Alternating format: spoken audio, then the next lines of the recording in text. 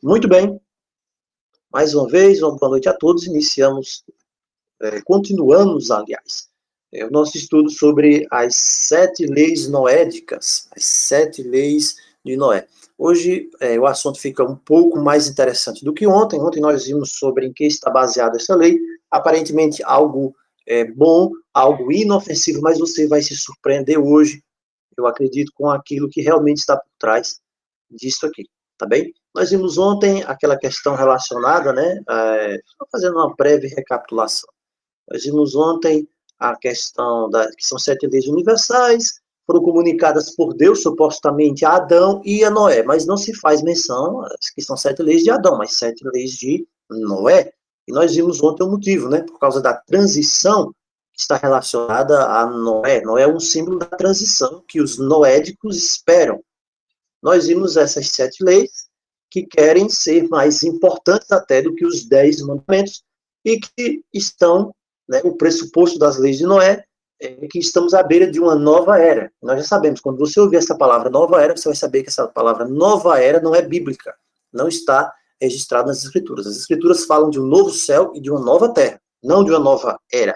Isso é um termo usado apropriadamente para o esoterismo, o novaerismo em si. Então, fala de nova era, mundo de paz, sabedoria divina. Então, você já começa a estranhar isso aí. Nós já vimos, né, quem são os expoentes disso. E para não perder mais tempo, tudo bem? Vamos continuar de onde nós paramos ontem. Deixa eu ver aqui onde nós paramos ontem. Nós vimos que isso vai levar, né, sem sombra de dúvida, para a Cabala. Cabala, Talmud, e as implicações meditação, é a meditação nos mistérios da criação. Você vai falar em mistério, você sabe que isso não tem a ver com o reino de Deus, tá? Porque Cristo disse assim, não há nada escondido que não venha a ser revelado. Não se acende uma candeia para se colocar ela debaixo da mesa, mas em cima, para que possa alumiar toda a casa. Então, essa história de mistério, reino de mistério, doutrinas de mistérios, ensinamentos de mistérios, segredos, algo secreto, irmandade secreta, não tem a ver com a palavra, tudo bem? Então, Binai Noash, como se diz, filho de Noé, meditar em mistério de criação, dimensão interior da Cabala, isso não tem fundamento na palavra, isso é algo realmente levado para o esoterismo. É isso que temos. E hoje nós vamos dar continuidade a esse tema. Então, o que é que se fala sobre essa questão ritual das leis de Noé? Eles dizem o seguinte, é interessante, né? O pessoal gosta de colocar nomenclatura judaica em coisas que você tem a palavra apropriada na sua própria língua. Mas vamos ver o que é que está por trás disso. Então, eles dizem assim, né? O propósito da humanidade é o Tikkun Olam. O que é Tikkun Olam? A retificação do mundo. Mas por que não diz retificação do mundo? Não, porque tem de pegar um termo ali em outra língua alienígena, no hebraico, e não é nem um termo, é a pronúncia. Você escreve a pronúncia. É o Tikkun Olam. Nós vamos ser liberados espiritualmente. Olha, diz assim, nós vamos reaver os fragmentos, faíscas da luz divina que existe dentro de nós que estamos presos no mundo material. Então, é uma história bastante estranha. Você tem uma faísca de luz divina dentro de você. Isso é um ensinamento novairista. Um ensinamento bastante novairista. Então, eles vão falar sobre isso, né? E os serviços para o Todo-Poderoso é o estudo da Torá, boas ações e oração. E isso vai afetar as faíscas da santidade presas naquela pessoa. E a pessoa vai estudar a Torá, vai ter consciência daquela presença da faísca divina oculta, olha só, oculta dentro da sua própria consciência. Nada mais esotérico do que isso aqui. Então você vê que é uma coisa que começa aparentemente com 7 leis noédicas ali, que não tem nada a ver, que você vai olhar no casulo de fora e dizer isso aqui, não tem problema algum. É para honrar a família, é para o bem, então não tem problema algum. Mas quando você emerge mais no ponto ali de ebulição da coisa toda, você vai ver que isso vai levar você para um desenvolvimento do esoterismo. Olha só, você tem uma presença, uma consciência de uma presença da faísca divina que está oculta na sua consciência. Quer dizer, isso está tentando levar você a que você se auto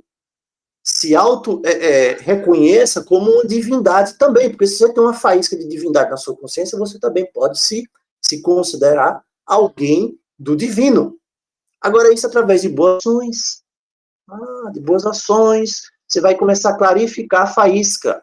Isso aqui é o passo a passo que eles dizem, viu? Tudo isso aqui tem a ver com essa imersão espiritual da Torá, né, dentro das 7 leis de Noé.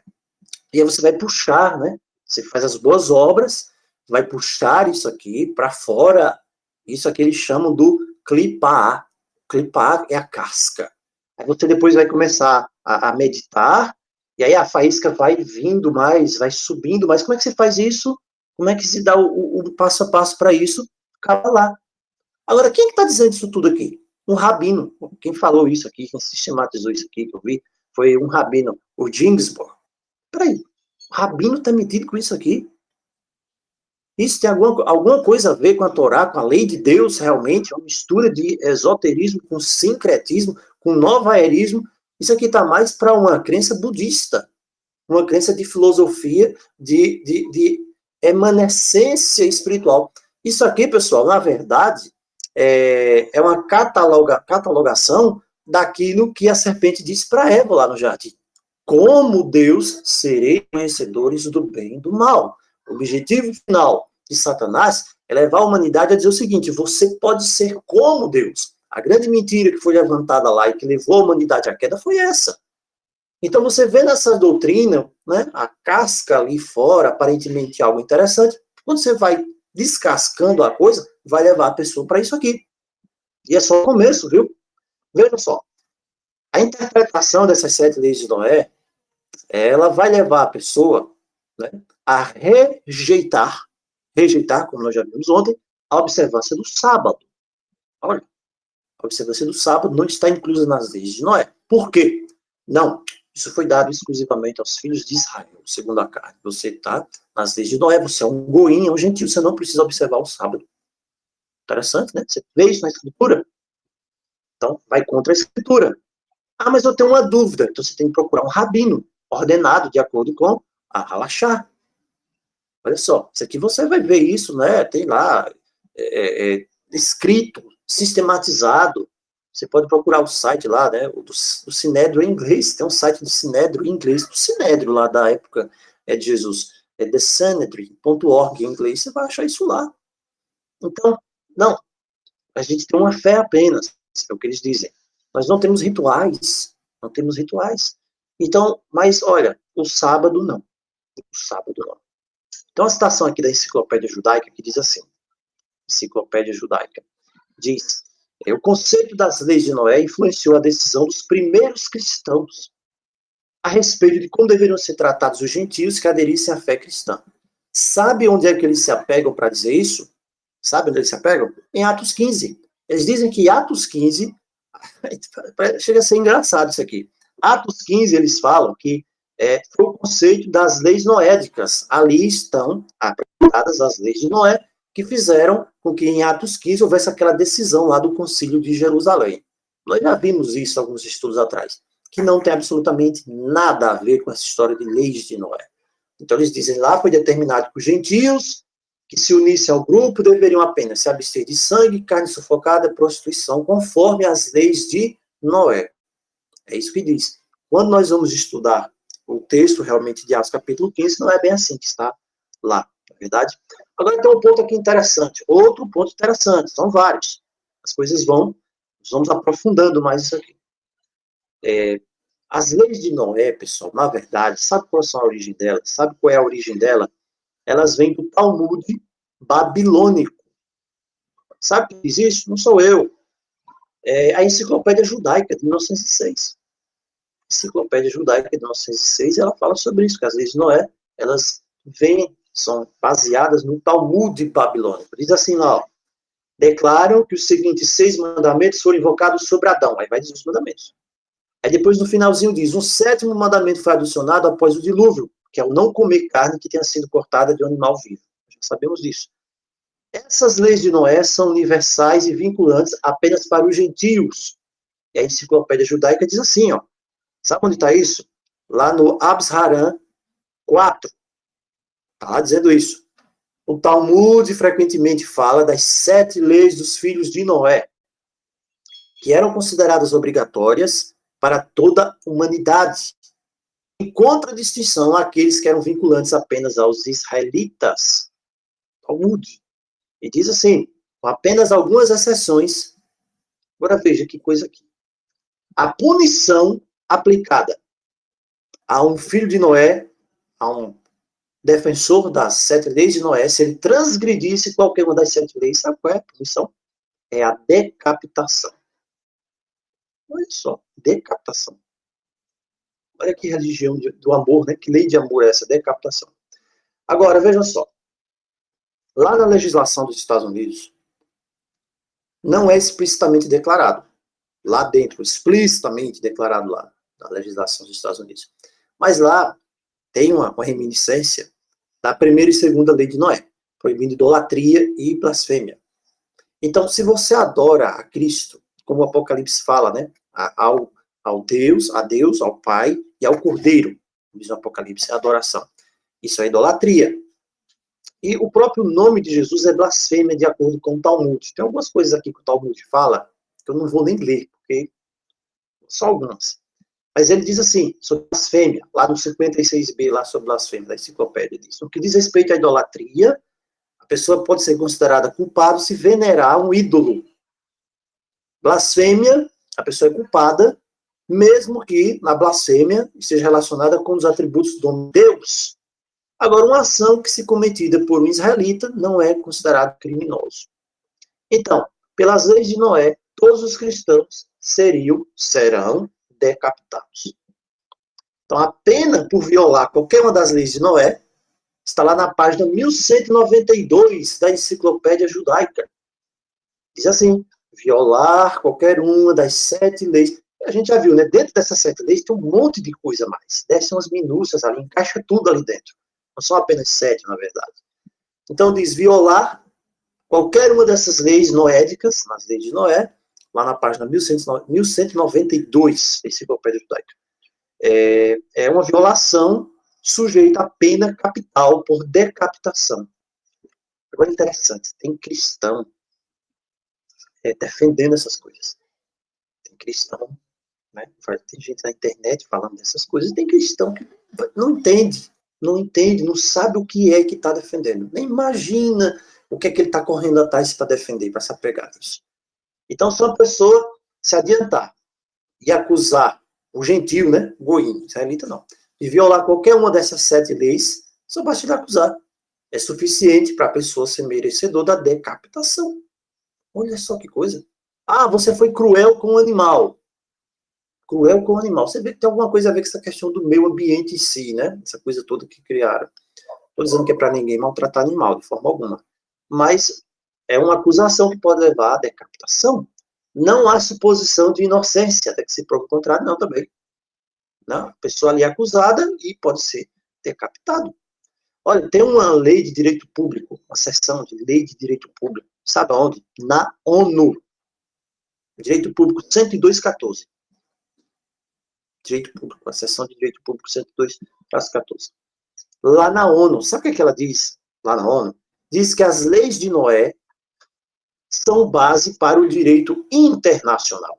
O direito internacional, você tem o direito internacional público e o direito internacional privado. E lá na lei, nessa lei aqui, na legislação lá, pertinente nas Nações Unidas, da ONU, a dona ONU, diz que as leis de Noé, elas são base para o direito internacional. Olha que coisa interessante aqui, que a ONU fez.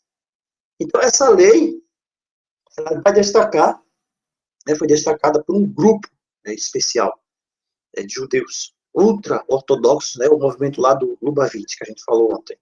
E eles incorporaram esses princípios das leis de Noé. E isso aqui tem uma adesão ao Talmud. Então, o rabino-chefe deles, que fez essa coisa toda, foi o Menachem Sherson, a gente viu ontem. E eles estão esperando que o seu Messias apareça. Então, é um grupo religioso pequeno, mas bastante influente. Né? E você vai ver que até eles influenciaram o presidente, eu não sei se foi o presidente Bush, não é isso? Que tem esse movimento deles aí, para promover as 7 leis de Noé lá dentro dos Estados Unidos. Então é chamado movimento Lubavitch. E aí tem outro rabino lá, Louis Finkelstein, que ele é do Seminário Teológico lá da América. Em 1943, lá na Enciclopédia Judaica, olha o que ele escreveu sobre fariseus. Você pensa o seguinte, né? Nossa, os fariseus só existiam na época de Jesus. Hoje não existe fariseu mais. O sistema farisaico não existe mais. Pessoas que pensam assim. Não existe o sistema farisaico mais. Os fariseus, na época de Cristo, perseguiam Cristo, né? Hoje não. Hoje você pode ter alguém ali que, sei lá, o legalista, talvez não tem. Mas veja o que foi que o rabino Louis Finkelstein, chefe do Seminário Teológico da América, em 43, ele escreveu na Enciclopédia Judaica Universal, ele escreveu assim, abre aspas, o farisaísmo tornou-se almudismo. Olha só. Então, quer dizer, o Talmud, na verdade, é uma compilação, um conjunto de crenças, de práticas farisaicas. Já pensou nisso? O farisaísmo, ele incorporou-se dentro do talmudismo. Desenvolveu-se, na verdade, o Talmud é a crença farisaica. E ele continua dizendo, o espírito dos antigos fariseus sobrevive, mas sem ser ainda plenamente realizado. O que os fariseus fizeram com Cristo? O que os fariseus fizeram com os primeiros discípulos? Quem era Paulo? O que Paulo fazia antes da conversão dele? E ele diz mais, o rapaz aqui, ó, Louis Frankenstein, ele diz, quando o judeu estuda o Talmud, ele está realmente repetindo argumentos usados nas academias palestinas. Em outras palavras, o que ele está querendo dizer? Que os Lubavites, é o pessoal que segue essa teologia do Lubavitch, lá no Talmud, eles são fariseus. Olha só que coisa. Mas tem muito cristão hoje, que daqui a pouco não está falando nem português mais. E o pessoal pensa que isso aqui é demonstração de piedade. O pessoal pensa que isso aqui está voltando à raiz. Nossa, nós temos de voltar à raiz. Nossa, teve um tanto de erro que aconteceu, que a igreja colocou, total. Aí tudo é erro e agora você nem a sua língua mais, aqui uns dias você está falando. E as pessoas não imaginam o que é que está por trás disso aí. As pessoas não imaginam. Então, veja só, em 17 de julho, fato histórico, de 93, o que aconteceu? Tem um fato relacionado a isso aqui. Tem um grupo oculto, né?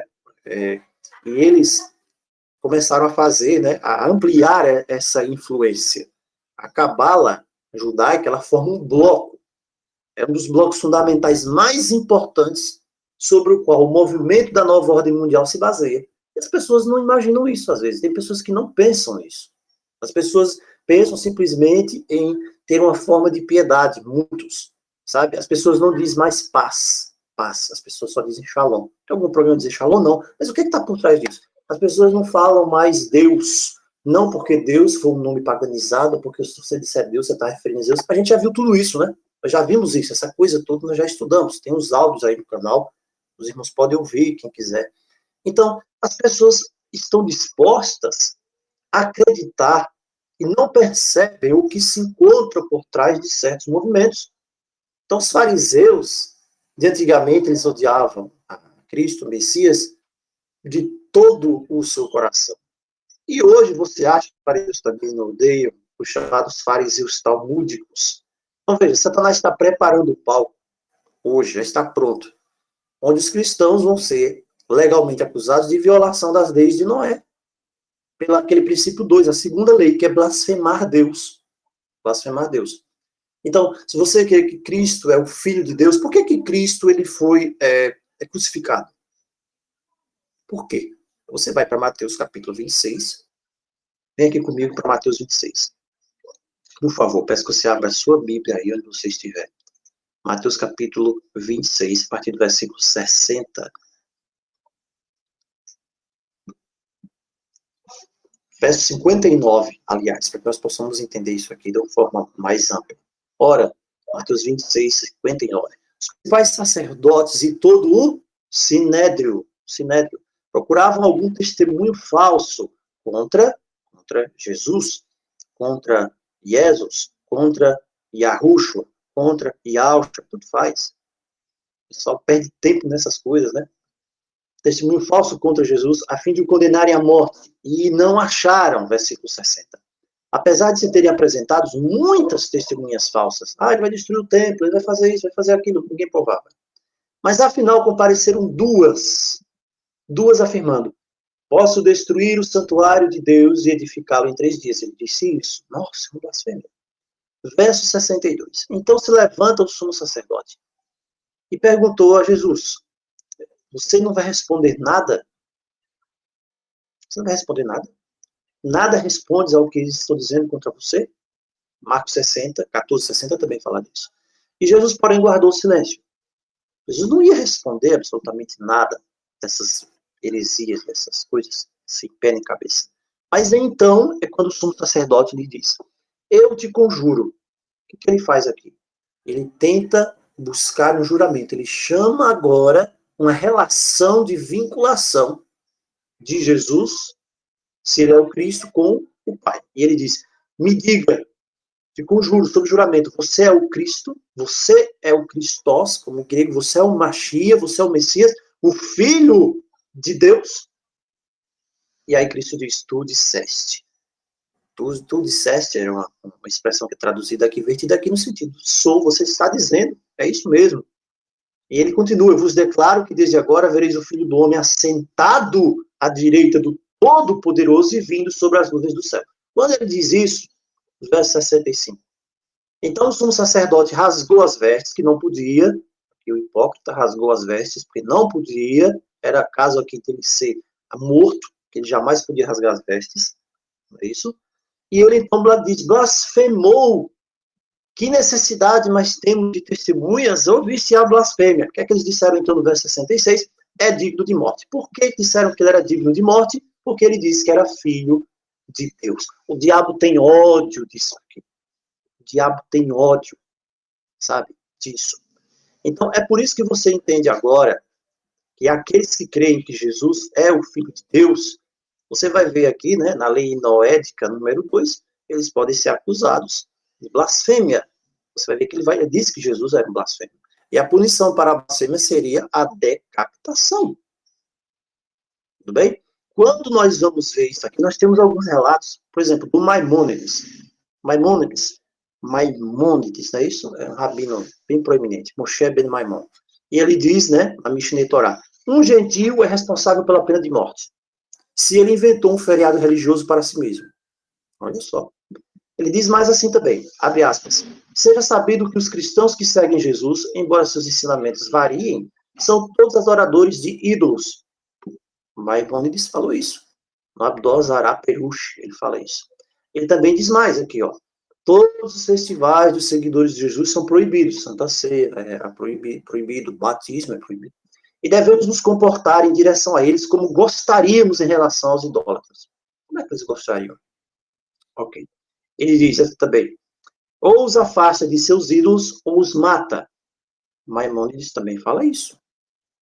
Ele fala mais: um gentio que se envolveu em Torá é punido com a morte. Ele não deve se envolver em nada, além de seus 7 mandamentos sozinhos. Maimônides, As Leis dos Reis, capítulo 10, Halachá 9. Peraí, você está vendo aqui o Maimônides falando de Torá e falando dos 7 mandamentos das leis de Noé. E ele diz mais aqui também.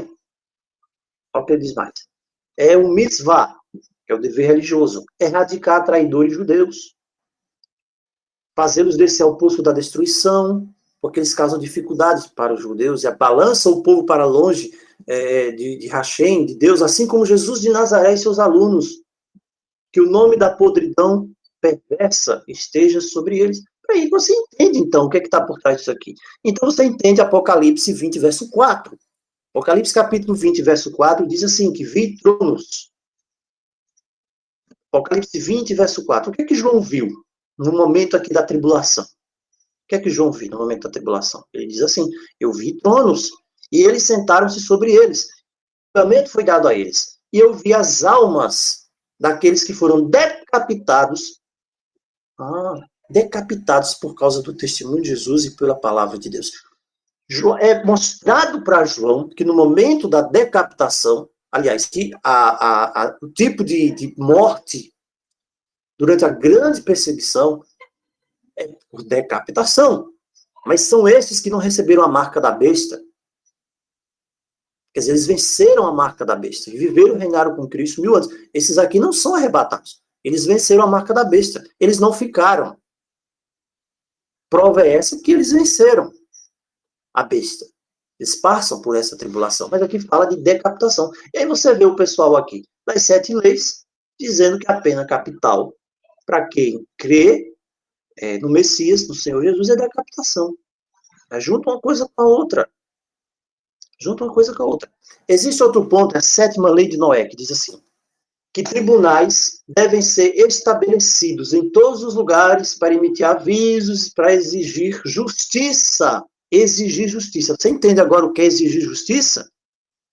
Por violações das leis de Noé. Você imagina Deus dizendo para Noé isso? Noé, estabeleça um tribunal em todo lugar. Você acredita realmente que Deus disse isso para Noé? Você acredita que Deus disse isso para Adão também? Estabelecer tribunais para exigir justiça se violassem as leis de Noé? Nós já vimos aqui. Como é que se viola as leis de Noé? O que acontece? Que justiça é essa? Se alguém viola a lei de Noé, qual é a justiça que é feita? Decapitação. Olha só, decapitação. E diz assim também, né? Eles dizem que até alguns desses tribunais, em prisões, podem existir dentro das igrejas. Olha só que coisa, né? Então, eles são obrigados, pessoal, aqui, né, a estabelecer esses tribunais de justiça e tem apoio de quem? Da ONU. Deve julgar as pessoas com relação às leis e alertar elas. A Enciclopédia Judaica diz, olha, cuidado, se você for contra aí alguma lei de Noé, você é decapitado. Já pensou que coisa? Então, veja, Mateus 10, 24, 25, Cristo fala disso, né? Cristo fala disso, na perseguição. Se perseguiram a ele, também iriam perseguir aqueles que crescem nele. Então, você tem Cabala, você tem Talmud, você tem aí sociedades secretas, impulsionando a nova ordem mundial. Então, tudo isso aqui está junto. Tudo isso está junto. Agora, o que é que nos diz Cristo? O que é que nos diz a palavra? Diz que ele...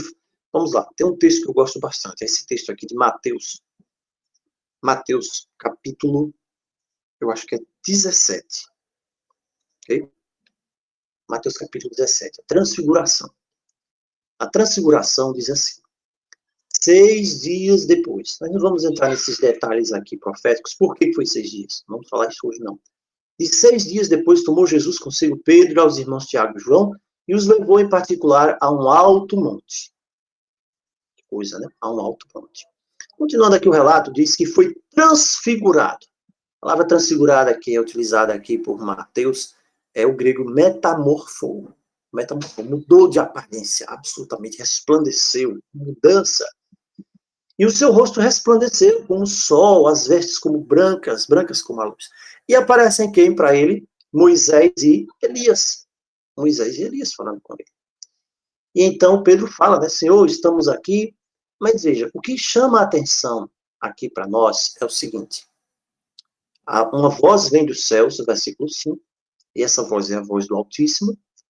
E a única coisa que o Altíssimo diz é isso aqui. Ele podia ter dito, olha, qualquer outra coisa.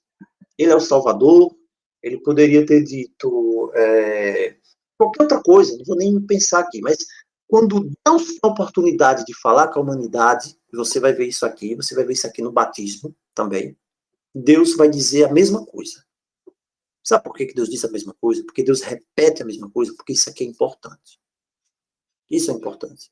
Deus diz assim, este é o meu filho amado, em quem me comprazo. Escutem ele. Então Deus diz, eu não vou falar, eu só estou dizendo o seguinte, este é o meu filho amado. Quando o diabo vai tentar Cristo no deserto, ele começa como? Ele tem a cara de pau de chegar para o Filho de Deus e dizer, será que você é o Filho de Deus? Então você imagina o nível, o quanto que ele é astuto, o quanto realmente ele não tem, ele tem a cara de pau realmente, para uma coisa ser azul, ele dizer não é azul, e tentar enganar você. Então ele chega para o Filho de Deus e diz, você é mesmo Filho de Deus? Você está passando isso aqui? Então o ódio que o diabo tem é esse. Porque Deus disse, esse é o meu filho, escuta o meu filho. Não escutem lei de Noé, não escutem lei de Abraão, lei de Isaac, lei de Jacó, que estão dizendo que é tradição oral, que estão dizendo que é isso, que é aquilo. Sabe por quê? Porque vai levar você a renegar aquilo que o próprio pai disse. Escutem o meu filho. E o que é que o filho disse? Eu sou filho de Deus. O diabo tem raiva disso. Esse é o ponto central, é o ódio de Satanás, é isso aqui. Quando alguém crê assim, o diabo ele bota todas as suas armas, as velhas e antigas armas que ele utilizou durante todos os séculos, para tentar destruir, para desencaminhar alguém que crê dessa forma. Este é o meu filho amado. A religião pode dizer, não, ele não é o filho amado, não. A religião pode dizer, não, ele também é Deus, ele é a segunda pessoa da Trindade. Deus diz, este é o meu filho amado. Não importa o que o homem diz. Eu não quero saber o que o homem fala. Eu não quero saber o que fulano diz, rabino diz, beltrano diz, padre diz, pastor diz, bispo diz. Não vale nada. Se falar contra, se não for conforme o que Deus diz, serve de quê? Serve de quê para você? Para que vai servir para você? E Deus diz aqui, este é o meu filho amado. É isso que importa. Então, quando Deus mostra isso para a gente, eu não quero saber 613 mandamentos, porque são divididos em 66, porque... Tudo é uma conversa fiada. Tudo é uma conversa fiada que não vai levar você a nada. Absolutamente, não vai levar ninguém a nada. Agora, tem pessoas que preferem acreditar nessas coisas. Tem pessoas que preferem. E aí, quem prefere acreditar nessas coisas, simplesmente está arcando com as consequências de aceitar uma coisa que é mandamento de homem. Cristo já falava, não é isso?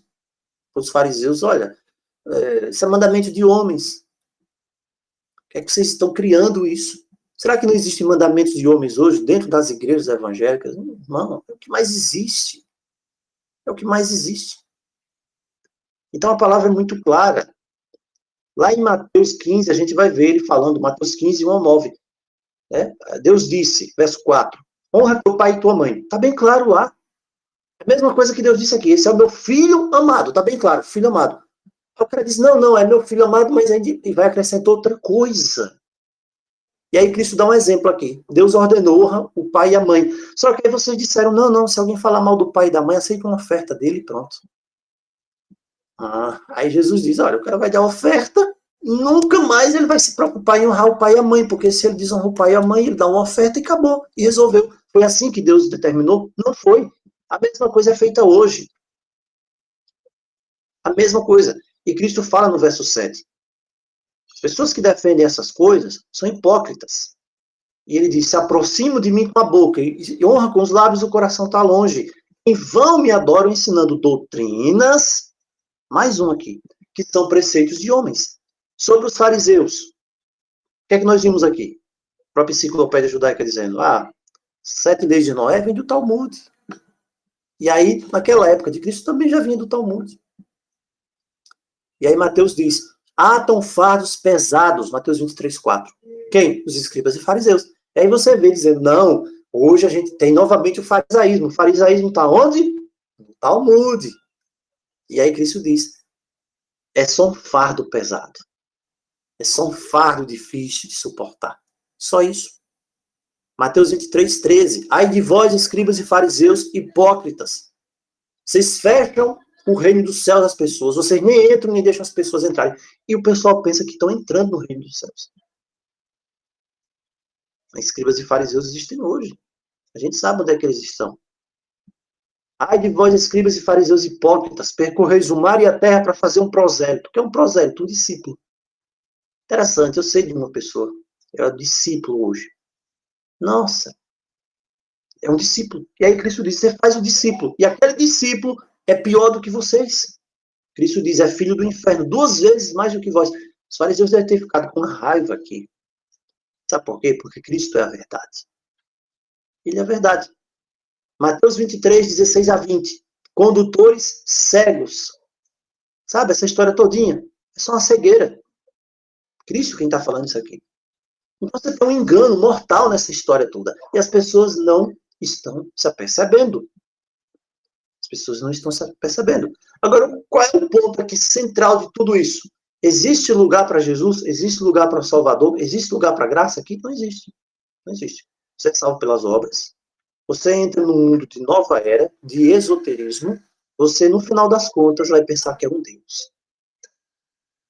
além de ser um fariseu 2.0 agora. Então, não há lugar para Jesus. E a palavra diz que só há um nome, Atos 4:12. Só há um nome debaixo do céu. Só um que nos salva. Não é você despertando nada. É a velha mentira da serpente. Como Deus, sereis conhecedores do bem e do mal. Aí você vai nessa história de invocar não sei o quê. Você não está tendo contato com Deus. Você está sendo enganado. As pessoas estão sendo enganadas. Então, o diabo, ele tem engano, como nós já falamos várias vezes aqui, de todos os tipos. Engano personalizado, engano com caixinha azul, engano com lacinho, tá bom? De todo tipo. O cliente é quem escolhe. Por isso, irmãos, a nossa fé deve estar baseada no assim diz o Senhor, a palavra. Não queira inventar, não queira mudar, não queira seguir por esses caminhos tortuosos. Mas tem gente, infelizmente, que, como Cristo disse, está cego. Infelizmente, algumas pessoas estão cegas. E os condutores cegos estão levando as pessoas cada dia mais para o buraco. Infelizmente. Sabe por quê? Porque a palavra é simples, o evangelho é simples. Então, que Deus nos abençoe. Nós finalizamos por aqui esse tema sobre as 7 leis de Noé. Nós vimos alguns problemas seríssimos com esse assunto, com relação às escrituras, com relação à palavra, onde não há fundamento algum, sustente isso na palavra. Por que nós temos estudado essas coisas, né? Às vezes eu pergunto aqui, irmão, já ouviram falar disso? Não, ainda bem que não ouviu. Está ouvindo agora da forma correta, porque pode ser que amanhã ou depois ouça, e aí já sabe, né? Em nome do Senhor vai lembrar.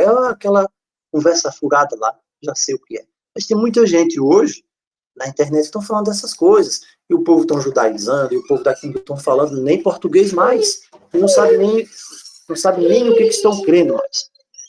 Então, que Deus nos abençoe poderosamente, abençoe cada um dos irmãos, que nós possamos, irmãos, cada dia mais nos findar na palavra, nos fortalecer nela, para que nós possamos ter paz e possamos ter segurança. Em nome de Jesus. Amém.